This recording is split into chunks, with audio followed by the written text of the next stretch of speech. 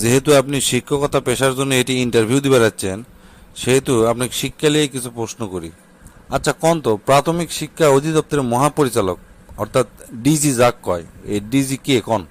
পারমো sir, খুবই সোজা, ওনার নাম হচ্ছে শ্যামল কান্তি ঘোষ। প্রথম প্রশ্নের উত্তর সঠিক দেওয়ার জন্য আপনাকে ধন্যবাদ। এখন দ্বিতীয় প্রশ্ন আপনাকে করি। কোন তো পাঠ্যপুস্তক বোর্ডের অর্থাৎ এনসিটিবি এর সচিবের নামটা কি? স্যার বজ্র গোপাল ভৌমিক। ধন্যবাদ। এখন বলেন কারিগরি শিক্ষা অধিদপ্তরের মহাপরিচালক। স্যার ওনার নাম জনাব অশোক কুমার বিশ্বাস। তারপর পরের প্রশ্ন, শিক্ষা মন্ত্রণালয়ের উপসচিব আর সহকারী সচিবগুলোর নাম কি কোন তো? স্যার উপসচিবের নাম হচ্ছে অজিত কুমার ঘোষ, আর সহকারী সচিবের নাম হচ্ছে পতিত পাবন দেবনাথ, আরেকজন হচ্ছে যে অসীম কুমার কর্মকার। তারপর কোন সৃজনশীল পদ্ধতি বাস্তবায়নকারীর মাধ্যমিক শিক্ষা খাত উন্নয়ন কর্মসূচির যুগ্ম পরিচালকের নাম কি আর বিশেষজ্ঞের নাম কি?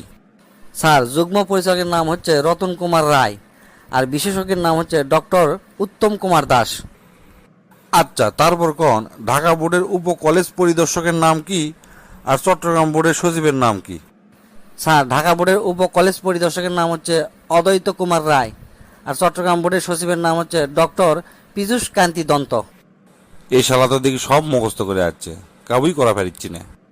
আচ্ছা কোন বাংলাদেশের পাঠ্যপুস্তক বোর্ডের চেয়ারম্যানের নাম কি? আর কোন শিক্ষা মন্ত্রণালয়ের উপপ্রধান তথ্য কর্মকর্তার নাম কি? স্যার বাংলাদেশের পাঠ্যপুস্তক বোর্ডের চেয়ারম্যানের নাম হচ্ছে নারায়ণ চন্দ্র পাল, আর তথ্য কর্মকর্তার নাম হচ্ছে সুবোধ চন্দ্র ঢালি।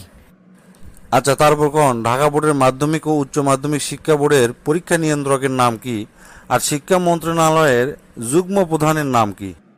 পরীক্ষা নিয়ন্ত্রকের নাম হচ্ছে শ্রীকান্ত কুমার চন্দ্র, আর যুগ্ম প্রধানের নাম হচ্ছে স্বপন কুমার ঘোষ।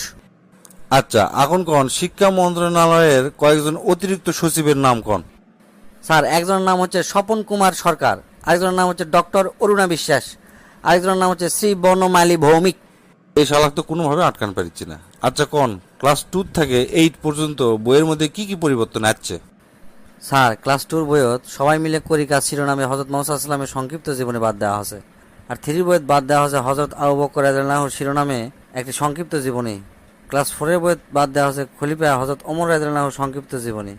ক্লাস 5 বইয়ত বিদায় হজ নামক শেষ নবীর সংক্ষিপ্ত জীবনী বাদ দেওয়া হয়েছে।